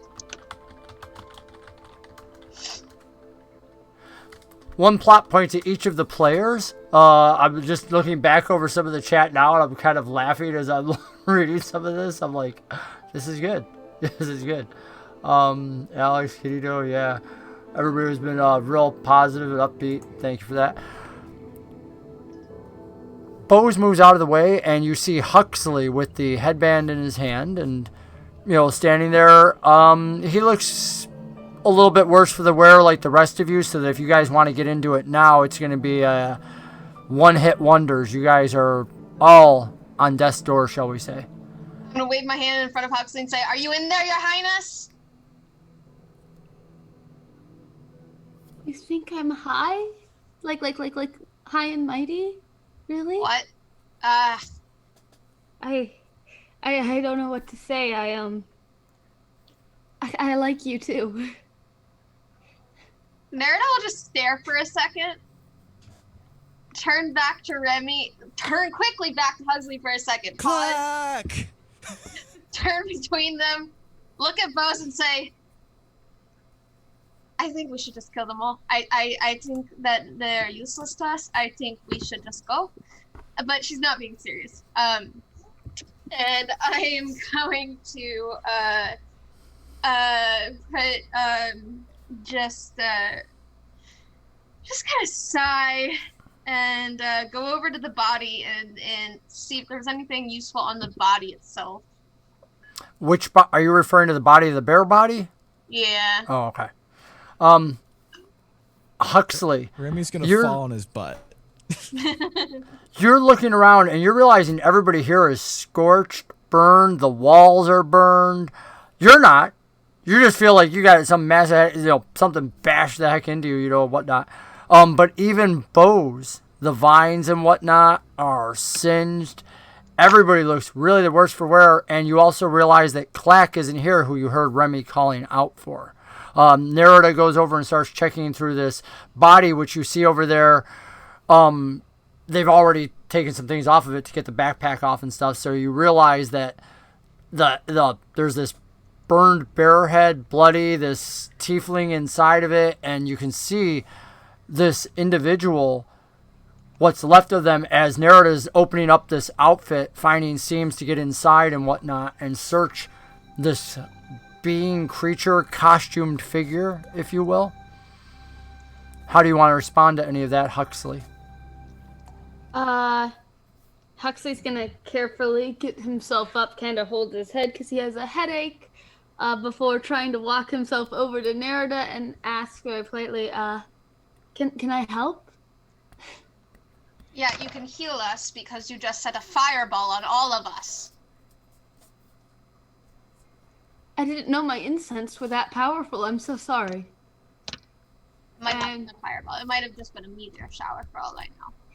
Nerida doesn't know what a fireball is in character, so I'm retroactively saying just setting us on fire. He will first heal Nerida. Okay. And then we have to go find Klaak, who just disappeared down the ravine, and we don't even know if he's down there, and I don't think he is because he would have responded by now to Remy shouting.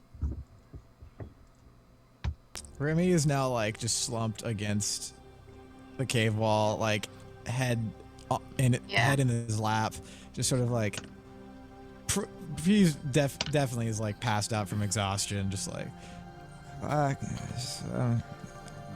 that sort of just mumbling to himself. Yeah. While Remy is doing all that, and while Nerida is being healed and searching the body, Nerida, it doesn't take much to notice that at farther back where this bear's den would be, you notice that there is something that resembles a chair back there, which seems oddly out of place in the middle of a cleft, other than the fact that there appears to be a humanoid inside of a bear suit. So I guess things could get a little bit stranger. But Things are always stranger when strangers here. Yeah.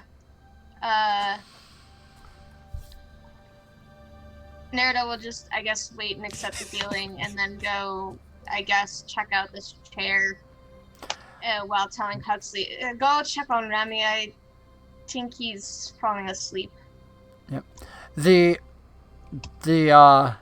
bear did not have tell me anything night's of long. note inside of its outfit. It seems to have kept most of its items accessible via the belt on its or the sword that was attached to one side of it, and the scabbard which was attached to the bear outfit, and the backpack which had all of its supplies in it. Again, a full adventuring gear kit. You can look that up online, as well as some other items which, again, if you put it into the DMs. Is it like an explorer's kit, a dungeoneer's kit? Yep. This is a Dungeoneer's kit. Okay.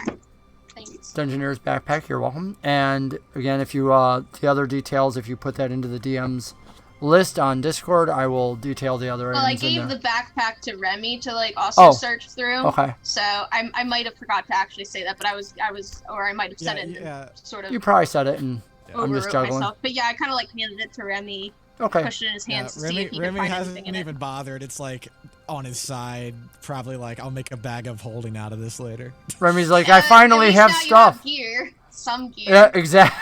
Yeah. You have stuff finally. Yeah, not used to having a bag. You know, she hands you this thing with the stuff inside it, and one of the interesting things is she handed it to you open. So one of the odd things that pours out of it is some of these note pages, Remy. So inside is all the other stuff of it, an explorer's kit, and like I said, there's some other minor things. And if there was anything that I think was particularly interesting to you, Nerida, we'll just, as I go through the list, we'll just pocket that over to you, since that would be your instinct, I imagine. Yeah, notes would have been interesting for me. Oh, okay, so then the notes aren't there, Remy, you don't see those. She took all those. Okay. I've taken them to look at them at the time. All right, so you have those, as I said. Do you have those or Yeah. not? All right, good. You have those, and you, Remy, you don't see those then. Those are not there. And anything else that's not part of a standard pack, I'm going to assume you guys all saw her just shoving away into her stuff. B.O.S.E.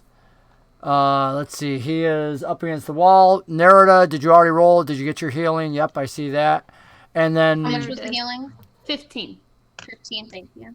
Yep. But yeah, the reason I was searching this creature was to see if there was any indication of who or what it is. So yeah, that's why I would have taken the notes to look at. It is a tiefling inside of a bear outfit. Yeah, I mean further than that. Oh, okay. I was about... But You know, as yeah, what's up with that chair? The As I chair call appears Huxley to go be... check on Remy. All right, well, since you got a bunch of different things going on there, searching and whatnot, which takes time and doing all that, let me get some others Yeah. first. Huxley, is there anything you're doing? Yes. Who looks more injured, B.O.S.E or Remy? They're both at one. So they're both... honestly, it would be probably B.O.S.E that looks more injured, because he was wrapped around you when you fired him and whatnot, and Remy's actually resistant to fire. So while his hit points have gone down, he just still appears red mostly. A different shade of red. Then Yeah. Huxley's gonna use his last spell slot to heal B.O.S.E. Oh, I didn't know it was your last spell slot. Now I feel horrible. He's only got the one spell slot left. I So- mean, I think Remy's resting here, whether like we got the time to or not, because he's talked. So We are taking the rest now. He's And like, he heals B.O.S.E for 13. okay, so B.O.S.E gets back 13. Wow, that's a huge jump, man. You are a serious freaking healer. Yes, he is. Wow. Level 2, and you're pumping out them heals. Man, you are good. All right, so you do some healing there. Nerida, at the back, you discover that this chair actually has a rope tied to the back of it. And it's not one rope of 50 feet. It appears to be 3 ropes. It's pretty long. It goes way down. And it's just piled all up there. And the back of the chair inscribed, what languages do you read? Common, primordial, and It's not the oddball one. thieves' cant and teste. Okay, yeah, it's not the to say. Teste. Yeah. Yep, it's not that one. It's written on the back of the chair in a dialect of common, so you can make it out. It's older, but it just has, in quotes, literally written in quotes, it says, "Remember to sit before you split."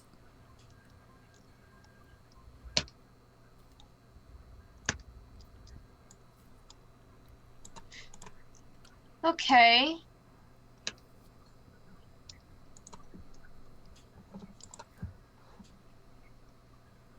Interesting.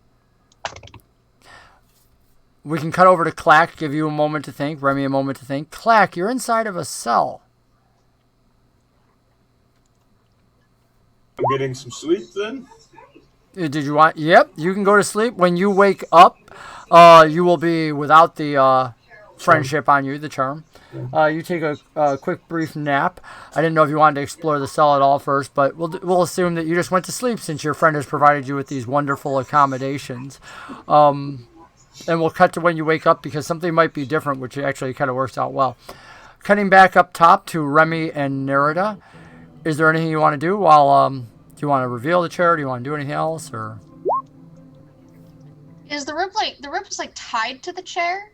it is? It's tied to the back of the chair, in many many loops, as if like it was carrying some huge weight. Okay. And you I notice guess I on the will- sides of the chair are tied pouches as well. They're pouches.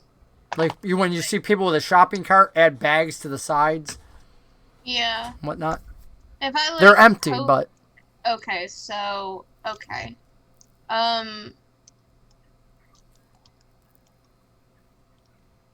I guess I will go back over to the group. And splash just a little bit of water on Remy's face since there's no healing for him that we can do that I'm aware of. Just to wake him up a bit. And just be like, Remy. Are we under attack again? No, Oh. shh. It's fine. It's fine. You're still hurt, but we're not under attack. Thank you for the reminder. You're welcome. He sort of lumbers up. We still So need we're to find going Klaak. somewhere then? Yeah, we need to find Klaak. And you Yes, turns back to Huxley. Don't do that again. please. I need the incense to pray. No, not the incense. The whole Huxley, setting you yourself set us on up- fire and then setting all of us on fire. And yeah, exactly. Yes, that whatever that thing on your head, maybe the air or something. I don't know. You got knocked out by B.O.S.E, and he took that thing off your head, and you seemed to be all right. So I don't know if it was the knock in the head or the thing, but maybe just still. What is that thing? The gold thing that does the dangling? My head. Huxley looks really upset. I'm really sorry if I hurt anyone. I Definitely did, but it's all right. I'm so Anyway, sorry. Klaak.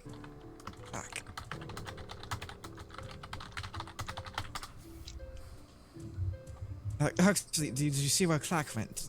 Klaak? He I fell, haven't- or- I was just praying, and now I'm Klaak here. went downwards. Klaak went down? Does he need healing? I don't have. Fell off I the don't cliff, know. Huxley. I'm gonna look over the edge of the cliff. You don't it goes think down he's- into darkness because there's no light source now to illuminate anything. And I'm gonna again, take one of those torches, and or rather, I'm gonna take a ball bearing and say, "Can you put light on these?" Rembet takes it and he sort of scrambles, this like small burst of energy, and he, he sort of mutters under his breath and like makes like a scratch into the ball, and then it lights up with like a blue light that only goes out for about 5 feet. So it's very faint, but he drops it. Yeah.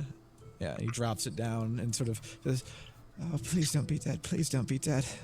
One of the things is that Nerida, who is used to being on a ship, knows that a single candle can actually be seen for a mile by a keen eye, by the naked eye, with no telescope or anything else. So even though this only puts out light to a 5 feet, she watches as it falls down, as you both do, further and further, 10, 20, 50, 70, 100, 120, down. And you're kind of guessing a little bit of time. You know, you guys aren't used to spelunking and measuring the time that something falls. But you're going to guess somewhere between 100 and maybe 200 feet, the light goes out. Does it sound like it hits water? 150 feet would be too far away. I did mention it before at 150, but Okay. it's too far away to hear something like that. Okay.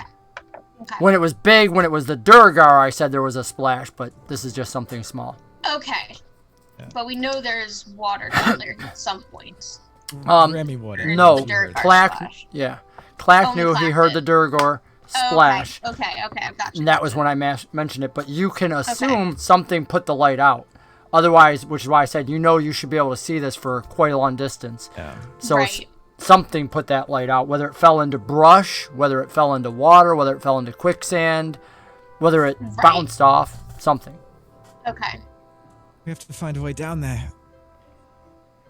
Well, Ahead. there might be something in that backpack. Because a Dungeoneer's kit has, like, Titans, I think.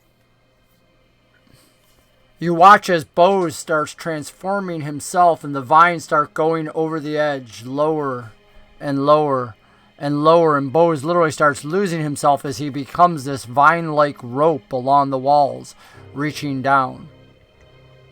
Or that. We're supposed to grab onto you, B.O.S.E. Can you think he can hear us? There's really not much of B.O.S.E left. There's just a rope that kind of goes down along the side of the cliff. And as you're asking the question, you see the vine start reforming and coming back up. And slowly it becomes a little pile, then a bigger pile, then a bigger pile. And then after a minute or so, it's B.O.S.E again. And it says, "This entity cannot reach the bottom." Okay. It's not good. Did you see anything else down there? Any other... This entity could only reach down for so many feet. I could see nothing down there. So we can see across the way where that other platform is, where the... No, you cannot. Not the platform that was down below, but the platform up top where the duergar were? Only thing you can see is on the left side here. As I said, nothing on the right side can you see. Right. So yeah, this is actually a continuous... We're working with a pre-gen map, but this is actually a continuous path. Okay, Yeah, so we she's can asking, follow can that we see path. there? Yep. Yeah, there is no gap. Literally, it's just a path. Oh, Continue okay. on. So I will just start making my way and say, okay, I guess we followed this path. Okay. Huxley, Alex? Are we Yeah, any good to Klaak in this state? No. And did you need light, Huxley? I don't... No, you have vision, yeah. Everybody Blind here's... sight. Nerida, do you have vision in the dark? No, but I Probably- know that Remy can cast light, so I can probably ask him to put it on another ball bearing or something. Okay, yeah, because you're going to need some sort of light. I mean, this whole time we've had you looking and walking around, and I didn't even think about that because you had no light to see. I could have lit a torch, so I have torches in a tinderbox. Okay, so we'll assume that you lit a torch then. Actually, I forgot this last session, but I actually have an oil lantern, Okay, so I could have been using my lantern. All It's right. a hooded lantern that I can turn on and off. perfect. So we'll assume that you lit that. That way, Yeah. you know, character knowledge, you know, no big deal. As long as we had a light source for you to be doing these things. Yeah. So then the decision is yours. What are you going to do? I mean, you've got requests for healing. You've got... Should we take a rest and then find him later, or should we go find him now? Well, if he fell to the bottom and broke his neck, he wouldn't have gotten far, and I don't imagine he really would have wanted to go far if he hadn't fallen that far. So, you know, and broken his neck. So, maybe Remy. in the meantime, he'll come back to us. But I don't think I can go very far in this current Believe- state. No. The cavern would echo, and we would have heard him by now. If he's awake Yeah. to shout back up to us. Oh God, Huxley's talking sense to me. I must be in a horrible state near death. Almost certainly. He's like starts breathing a little bit faster. Shallow sorry? breaths. Calm down. You know, you're breathing faster to control your breath. You know, for a moment, Remy puts his face in the backpack, you know, like, you know, a person would breathe into it, you know, to like catch themselves. And as Remy does this, you see him stop and look. Remy, you're looking at this, and the flap on the backpack, you recognize the symbol on it. It's the university in Otoroka, the main tiefling city that live near you. You recognize this. This is like a really high quality backpack He that a immediately student starts might going have through had. it looking for anything. It's like a kid in a candy store. You I go found through some this, pages. and you find that some of the... Oh, all right, Narada walks over and hands you some pages and whatnot. You're going through this, and many of the items are actually marked with the school's logo. You realize this is one of the... for the mission trips, when students would be sent on them as part of being an artificer, Narada hands you the notes, and it doesn't take long for you to realize these are notes written by a student, ripped out. Go ahead. Remy would look up and because he hasn't actually looked at the bear at all, right? He saw the bear for a second, was like, "There's a bear, we're gonna die," and then forgot about it. So he's Right. going through the bag and he sort of looks up and says, Where did you find this? It's a university student's bag. Why would they be in a place like this? I don't know. Why would Yeah. they be wearing a bear outfit and scaring the shit out of us as if they were going to attack us? Wait, this was on the bear. Yeah, the bear wasn't a person. I mean, the bear wasn't Costume. a bear. It was a person. It was a costume. It's a well-made costume. He's dead. Well, now I that- did investigate the bear when Narada went over. The one inside of the bear does appear to be dead. now So well played. the body to add to the pile, I suppose. I'm sorry. I'm not happy about this Well- either. I thought it was a fucking bear. Wait, we mean- killed this person? Yes, Yes, we so killed what? it. I killed it. I put my rapier through its fucking head. Are you okay? Do you need a second to talk about this and air whatever's on your chest? I've known it was not a bear. I wouldn't have killed it. Sorry, Narada. We understand. We're just trying to protect all of us.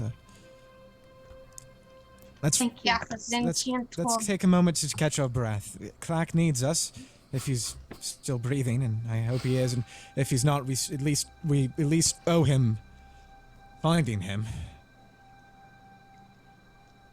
Agreed. So are you...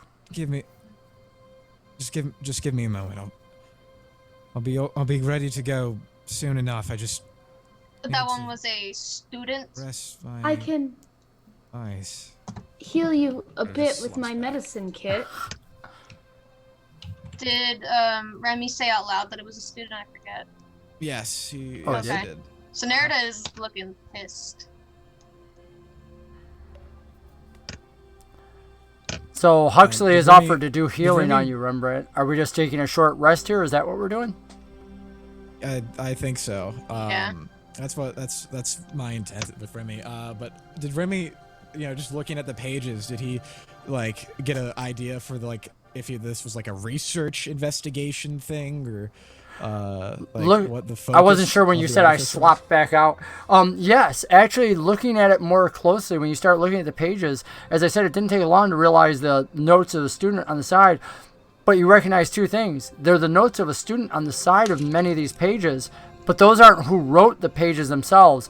In fact, do you have the original book that only had a few pages left in it? Somebody got the book. You do.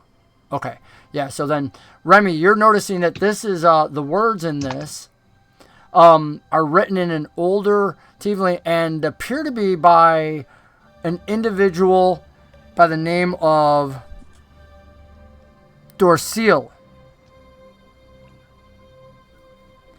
Or at least talking about Dorseal. You're not sure if it is Dorseal that wrote it, but it tends to talk about this individual Dorseal a lot.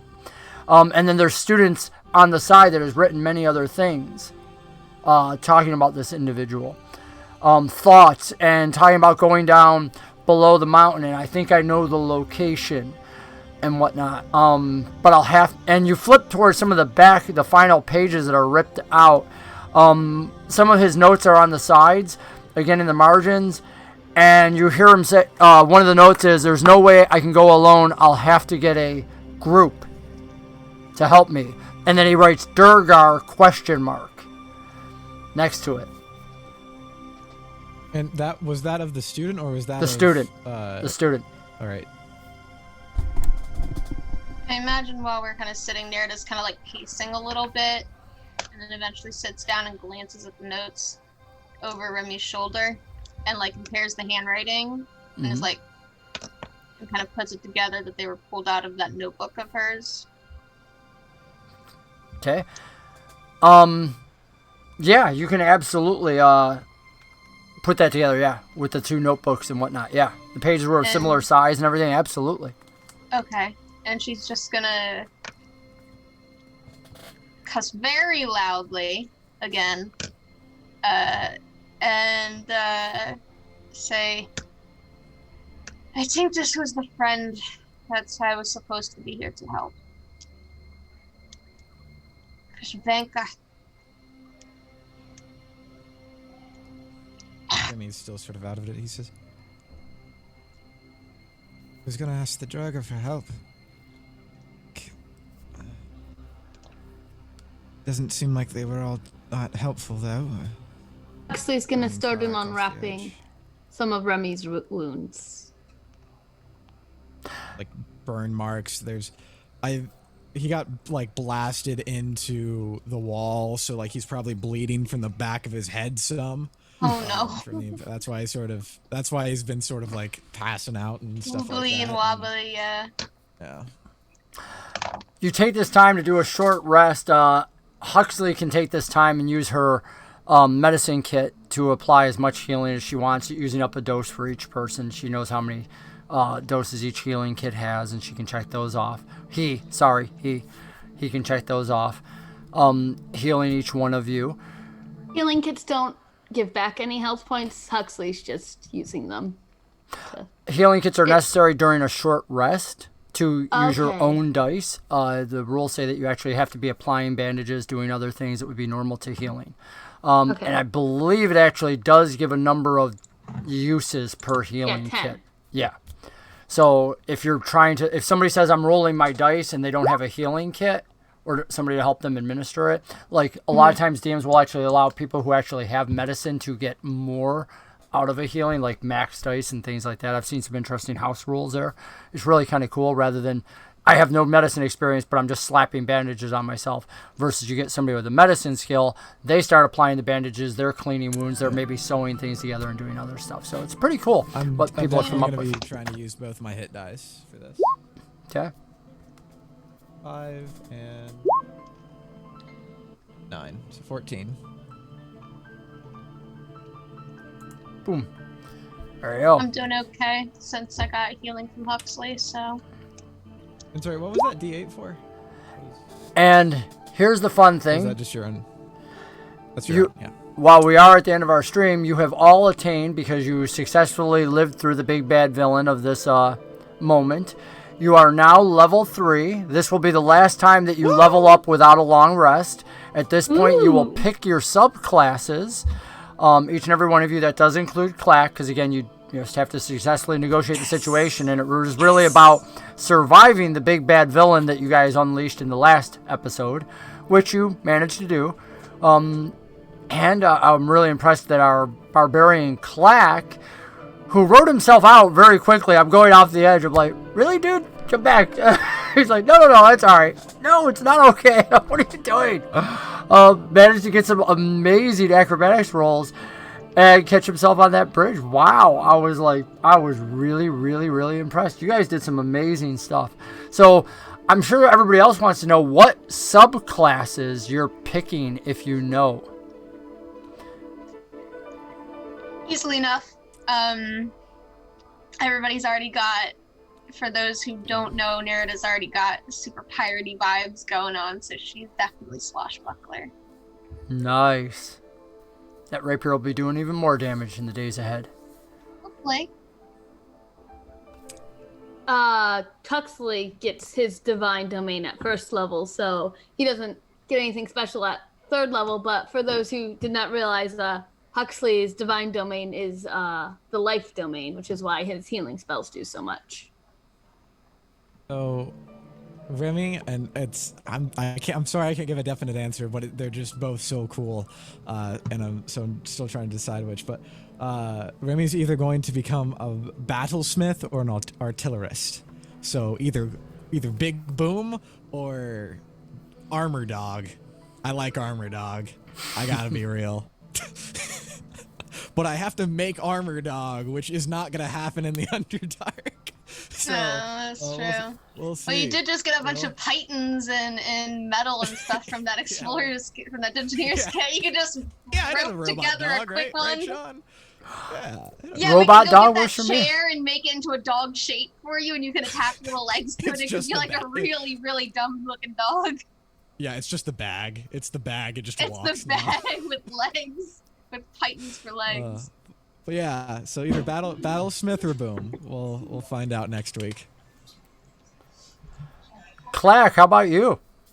I am gonna be the Path of the Ancestral Guardian because I love the image of a bunch of goblins like haunting a person whenever I attack them. Oh, that's great.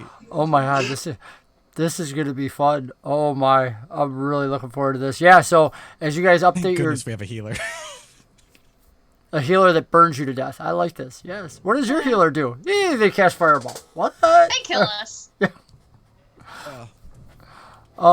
Yeah, so this is going to be kind of fun. I just really want to say this was a delight. Sad that we missed Eric, but Eric will be back next week, and he can reveal to everybody he levels up with everybody else. His character was part of the show. So he'll be level 3 as well. You will not maximize your hit points. Normally we do this after a long rest, and your hit points will maximize again for the first up to level 3. I'm just like short rest it, which is great, which again includes Klaak. So all of you will be level 3. You do get the benefits of a short rest. You may use your hit dice however you like. And I think that's about it. Other than that, So make we sure. stay at the same HP that we were at unless we use hit dice. Correct. Okay. Correct. Okay, I'll fix that on my sheet then. Yep. Yeah, we're not maximizing HP. I mean, I guess we could. I don't know, chat. What do you guys think? Should we let him maximize HP? I love erring on the side of love, but we'll let chat decide because chat's not always as loving as me. Yo, Let's chat see. be cool. Casting here does not seem out of place with this group. I totally agree. Wolves That's Dad. fair. Samurai Jesus is liking max I HP. do like max HP. Okay, there we go. Spicy's in there. Look at that, stranger. See, they do love you. It's not just a deck of many things, people. All right, all of you get max HP. So that includes Klaak. So max out your HP because the reason I say that is clearly this group is going to attack everything first and kill everything, which just means they need all the HP they can get. Yep, murder hobos. I'm waiting for Knight to come in and say no max HP because they love being contradictory. It's funny because normally when I do this, I like playing gritty HP, which is you don't get it back and it makes players really have to choose their decisions. But this group's decision always seems to be kill it. You know, what's the question? Hey, are we negotiating for a price? Can we kill him? To be fair, all signs pointed to it being a regular bear. Its fur is burrowing funnily. It seems to be hanging off in odd patches and stuff. Go back and listen again. There's a couple things in there. But yes, I was purposely not saying, oh, it's a human in a bear suit. I'm not giving that away. Oh, no. This was about... You have no idea how bad I feel. Because I'm not a murder hobo person, and I really hate murder hobo-ness. And, the funny thing is I feel really bad because that was my main quest giver, my, NPC to join the group and everything else. And you were like, I go off to finish this thing off, and I'm like, Yeah, the head seems kind of funny. I rolled Matt 20, and I'm like, can I add sneak attack dice? And I'm like, yeah, sure. There's just like no chance I can bring this person back. I'm like, through the head. Dead. Where do you want to stab it? Head. Okay. That makes me feel worse. It's not made to make you feel worse. But we all learn our decisions in the game will have real world, or not real world, will have consequences in the game. We will do amazing things, and you will learn. It might be part of narrative's ongoing theme. Who was this furry? Who were their friends? And clearly Alex has a little info as Rembrandt, so that'll be more interesting. Fun things coming. I'm looking forward really to next week. I want to thank you all for being with us here tonight. You guys want to do any shout outs really quick? I'll put it up on the closing screen and you can talk about it. On Sunday, it will be my channel's first year anniversary, so I will be having a special thingy going up for that, a special video, a montage.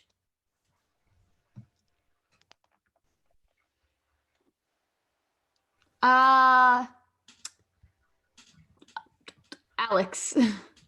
Yo, I do a podcast. It's called Three Minds. It's with my siblings. It's very slow at getting episodes out, but if you haven't listened to it yet, maybe check it out if you want to know more about me and my weird family dynamics. If you want to know about a dog that got launched into space in a big metal box, you can listen to episode 4. Her name's Laika. She's pretty cool. Colton, say your things.